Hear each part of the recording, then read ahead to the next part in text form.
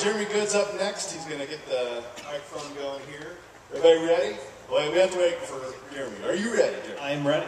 Awesome. Everybody ready with the timer? Go! All right, good morning. I just want to talk today about something that's exciting that we've been doing at the chapel. We are a multi-site church and we have 8 locations, most of which we've been doing live video simulcast to, which I know since I've been in the Church IT Roundtable, a growing number of people have been doing multi-site and video using a combination of things. So I just kind of wanted to go through our experience recently. Some of you, if you're new to multi-site, you'll probably have a challenge from your leadership asking you to come up with a new way of doing video like all these other cool churches are doing. You don't have a whole lot of money and we need it by Easter, which is what happens whenever we launch a new campus. Usually SneakerNet, cheapest way. People are recording things, driving it, currying it. But that usually isn't an option because they don't want the time delay. There's several options. Satellite is a well-known one that some really large churches are doing. There's a lot of downsides with that as well. Dedicated fiber, which is what we were using for a long time. Very expensive, and it takes a long time to implement. There's contracts, a lot of not fun things, and every month you have that hefty bill. Public internet, a lot of people are using that as like an internet streaming solution. Not always the best quality, but a good option. So we were kind of looking at those options, and our contract was coming to a close, and it took a long time to look through what was going on in the market out there. Quick story, we started out at 4 campuses, went from 1 to 4 in about a year span, using a combination of DVD and lead delay, and kind of added another campus along the way. We do 2 1080i feeds at each of our campuses over a Metro Fiber network, and we added our 5th campus to that network, and then I don't know what the rest of that gobbledygook is. But so today we have 8 campuses, 3 using SneakerNet, 5 on our fiber, and really didn't want the extra cost and all that headache of adding that. As our 4-year contract was ending, and we wanted something that was quicker to implement, something that was more flexible. We could do in like a high school, which we have 1 campus in a high school, and kind of open our doors to more campus options in the future. I haven't asked Chris about this, but I'm going to plug his name. Chris Cahias kind of turned me on to Zixi as a way of transporting the video across the internet, public internet, and making sure everything gets to the other end on time and doesn't have packet loss. And I was kind of skeptical about that, but after talking to him and doing some more research and testing, we found that that was a good option for us. After looking at fiber, we weren't going to get much of a better deal. We ended up keeping fiber between our 2 largest campuses, so we still do live video across our fiber network, and also fiber internet connection to provide that feed out to Zixi. Our smaller campuses use a Comcast cable connection to pull down that video feed and also do our internet. Some of the numbers that we experience, and we're still in the middle of transition, we're almost done. We switched our 5 campuses over for a 43% savings for a year. Saved us $36,000 for just 5 campuses. And we're also able to get all 8 of our campuses online and still cost us less than our current fiber solution.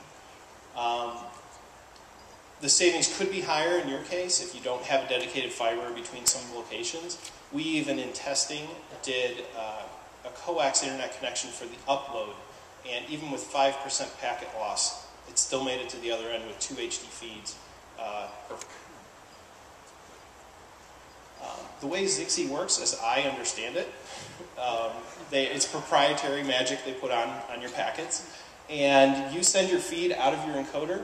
It goes into kind of a secondary encoder that encapsulates the packets, sends them up to their server, and kind of does a TCP check on it to make sure that everything's getting there.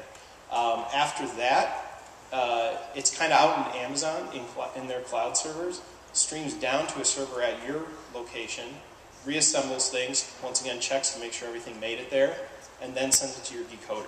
So end to end, there's 2 checks making sure all the data is making it, and it works really well, surprisingly well. We were just amazed at how well it worked.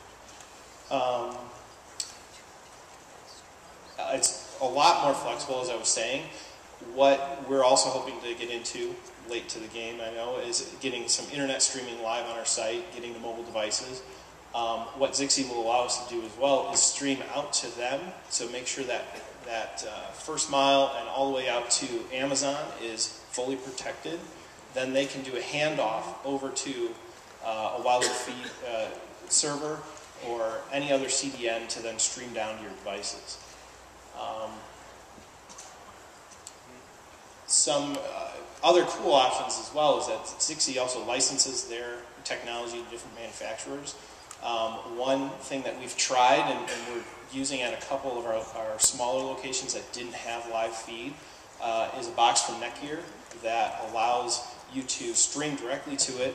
Pretty much you can put it anywhere that has an internet connection, and you don't need a Zixi decoder server. So all you do is plug this in, it uses their technology, streams it down, full 1080i. We've tested up to 8 megabit, and it retails for like $150, plus your monthly Zixi cost for that location. So amazing cost change from going from our standard of the Makito and High Vision decoders, which are still a great option and can still work with Zixi and have a much lower cost.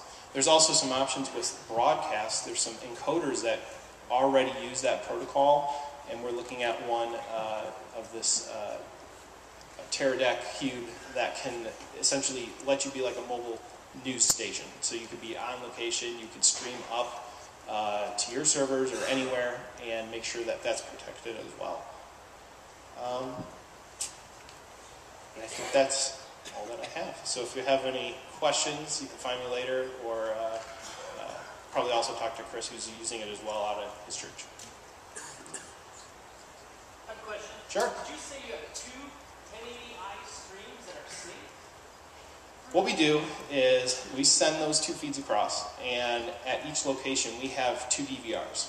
So we record them, time slip them, so that we have the flexibility to start our teaching portion of the service after live worship, after our campus pastor's up, and so then they can sync them within a frame and play them out. What we've experienced though, what I thought Zixi would send it across, buffering and different things, that they would come in much more skewed from each other, and they come in like amazingly in sync for sending it to. I'm not sure how they do it, but it's been really cool. So I have a few more minutes if anyone else has any questions. Yeah.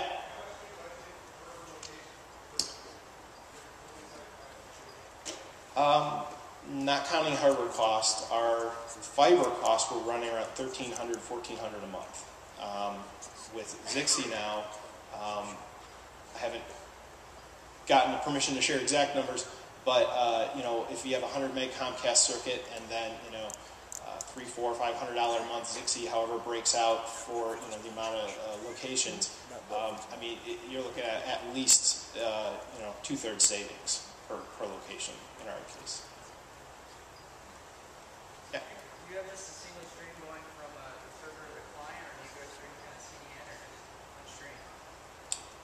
I think I understand. So we send 2 feeds out, a 6 meg center, or 6 meg side and an 8 meg center, which comes out to about 15 megabit. We send that out to Zixi, to the cloud server. They essentially multicast it down. So they're the CDN in our case. Jeremy? Yeah. Your infrastructure, is this a separate video network that you set up, or are you using this on your fiber connection and so on for regular campus traffic during the week when you're not doing video? Yeah, we use it during the week. Our internet feed is multi-use. So actually, the cool thing about it, because you're encoding it and catching it at the Zixi feeder, you're protecting it from that server to the internet. So anywhere out there, we can touch base afterwards.